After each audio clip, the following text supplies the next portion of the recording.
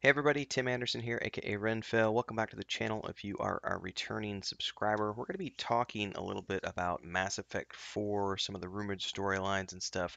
It's a great article that I just picked up on GameRant.com that I kind of want to walk through because it makes some valid points. Um, let's see if you guys agree, disagree. I'd love to hear your thoughts, comments below, all those good things. If you are a first-time visitor, I would love it if you do me a favor and give the video a like, subscribe to the channel, hit the bell icon, all those good things. Comment down below to help out with the algorithm. Join our Discord. Links are all down there if you want to come hang out with our gaming community and talk shows, books, TV series, all those good things, games, etc. Anyway, let's dive in. So this article over at Game Rant talks about the Mass Effect 4 sort of storyline, like the rumors of what it could be.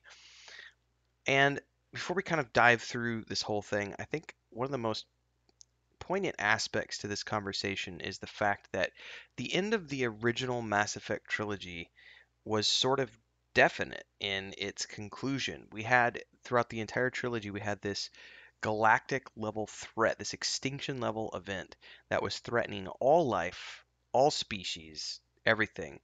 And when we got to the end of the first trilogy, we had a conclusion to that. Now, you don't have to agree on the ending of Mass Effect 3. It was controversial. Obviously, the Legendary Edition made some adjustments to that. If you haven't played through the Legendary Edition yet, I highly urge you to do so. I played through it when it launched a few months back. It was really fun to go back and play through the trilogy again. Um, but that was it, like we had a conclusion to that extinction level event. And when we started off with Andromeda, we were sort of, I mean, it was set in the Mass Effect universe, and I know I'm one of the few people out there that actually really enjoyed Mass Effect Andromeda. Not everyone did. Yes, they had some bugs at the beginning. I didn't care. It was a fun game. I liked it. I liked the storyline. I had a lot of fun. I played it all the way through, played it a second playthrough, started a third playthrough last year, and then I got sidetracked with the Legendary Edition dropping. So, and other games. But even though I enjoyed Mass Effect Andromeda, it wasn't the same thing as the Mass Effect trilogy because we didn't have an extinction level event facing us. There wasn't a threat. It was, we're going to go off and explore this section of the galaxy, and we're going to get there, and when we get there, there's problems, right? And we're colonists, and there's all the issues that being a colonist has, all those things that will crop up. But it wasn't, you weren't facing the same level of threat. So from a storyline perspective, it's really hard to feel like you're in the thick of it, if that makes sense, if the threat isn't as galactic as it was in the original Mass Effect trilogy. And this article kind of dives in to the sort of rumors and kind of ideas that are coming up around Mass Effect 4. Fans having poured over teaser images and vague trailers, trying to glean all the information they can. It says while the development team behind the next Mass Effect has confirmed some rumors and speculation, it has remained tight-lipped when it comes to the plot and setting. One of the aspects that has intrigued fans most is what kind of antagonistic force players will be up against, and if they have seen this potential enemy before. Plenty of theories exist, of course, and there's a lot of lore for players to dive into if they want to. And this is what I want to, this is what I was just talking about a minute ago. The first three games had a very clear threat. It was the Reapers, and it always felt as though we were on the verge of, full on extinction for everybody. And we had some very, um, again, love them or hate them. The endings of Mass Effect 3 were very climatic. I mean, it was very, you either did one of these three things, and each one was a very dramatic ending. And no matter which one you picked, the universe was forever changed because of that. So, in my mind, it makes it kind of hard to do a sequel because you have to pick one of those endings and call that the canon ending. And it does seem as though BioWare is making the destroy ending of Mass Effect 3 the canon ending, which means the Reapers and their legacy are truly gone, um, including all the mass relays and everything else. Um, and what we have been teased so far for Mass Effect 4 is different races coming together and working on fixing the mass relays.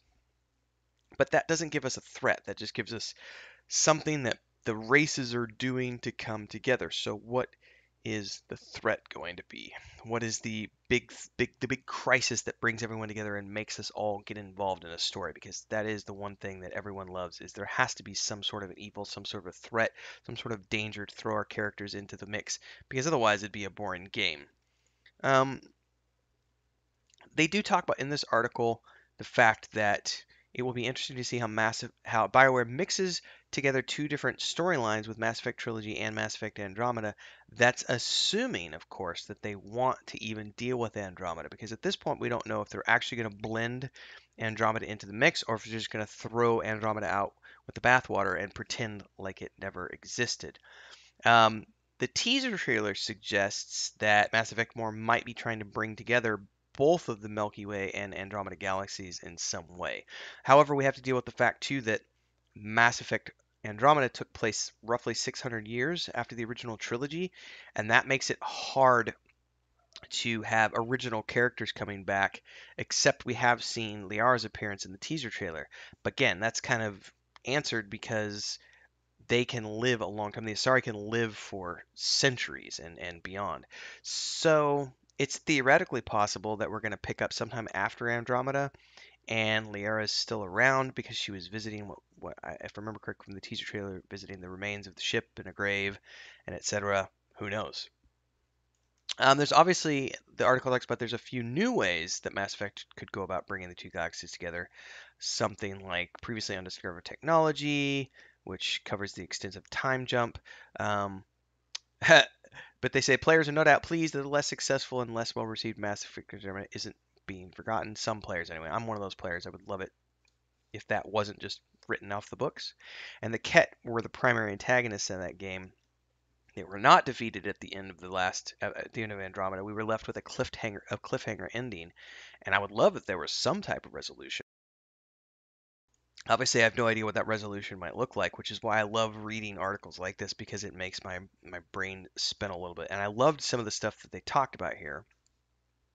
Talk about for example, as a race that assimilates other aliens to replenish their ranks, the Ket could offer a variety of enemies without having to introduce too many new species all at once.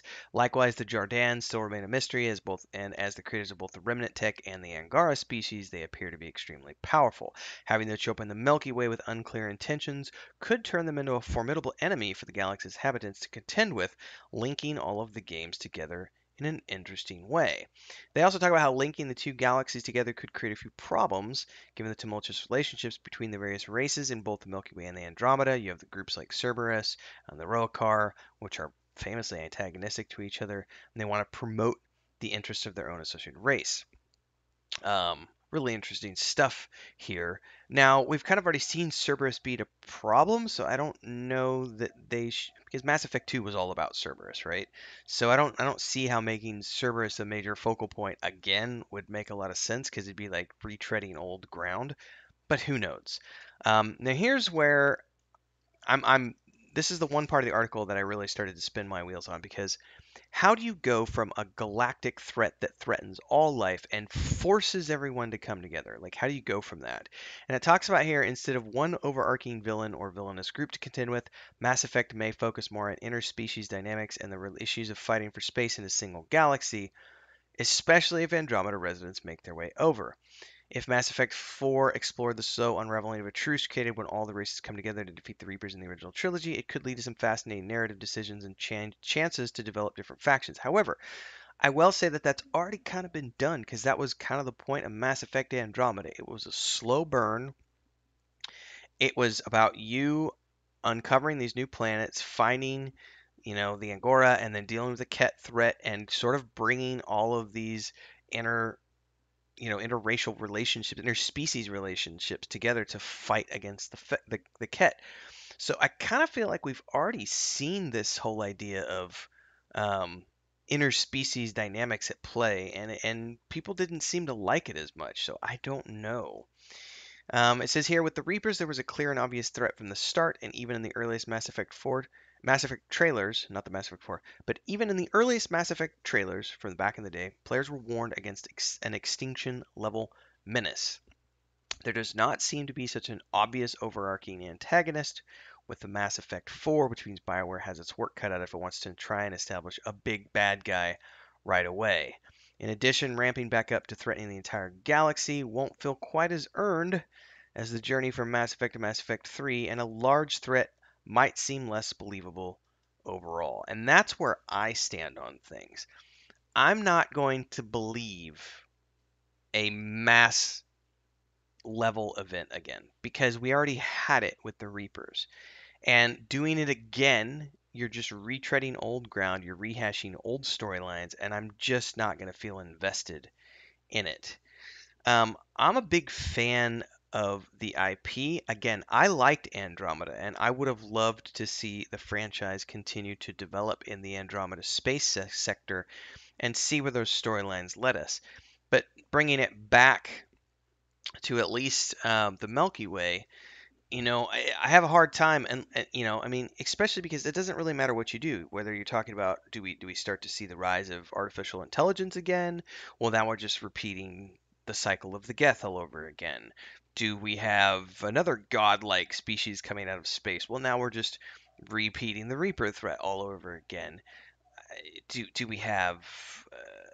I don't know. I don't know, and that's what I'd love to theorize about because at this point, I feel like no matter what you do, Mass Effect 4 is just going to be somewhat of a cash cow. It's just a game that's put out there to continue the franchise and to make money. That's not necessarily a bad thing if it has entertainment value, but sheer entertainment value doesn't necessarily make a game that is as groundbreaking as the original trilogy was. I mean, you look at games like, say, Red Dead Redemption 2, that's a groundbreaking game from a technological standpoint as well as a storytelling standpoint. The Witcher 3, Wild Hunt, and all of its expansions, groundbreaking storytelling. And Dragon Age Origins, groundbreaking storytelling. The original Mass Effect game and the original trilogy, groundbreaking storytelling. So it's hard to meet that same level when you've already kind of done the groundbreaking part because everything you're left with at that point is trying to meet the accolades of the original trilogy, and that's extremely hard. I don't even know if that's possible to do. So I don't know. I'd love to hear everybody's thoughts in the comments below on where the story could potentially go. I think this article is a lot of fun. There's some links in here to other stuff if you want to read it at your leisure. There will be a link below. Do me a favor, like this video, subscribe to the channel, hit the bell icon, all those good things. And if you are a returning guest and you haven't already done so, I'd love it if you just reach out, buy a cup of coffee. You can join as a member here on YouTube for under $3 a month. You can also support at patreon.com/wandering hermits, where my wife, my brother, and I are building the world of the Weave and the Void. Our 5th edition source book is out in June 2022 on June 1st. The point and click adventure game is due out later this year. You can download the demo now if you like King's Quest. And if you like Dragonlance, well, the book series will be right up your alley with chapters published twice a month. All that happens over on the Patreon page. So check it out. I'll see everybody in the next video, hopefully over on Discord and in Patreon as well. Stay safe, everybody. Happy gaming.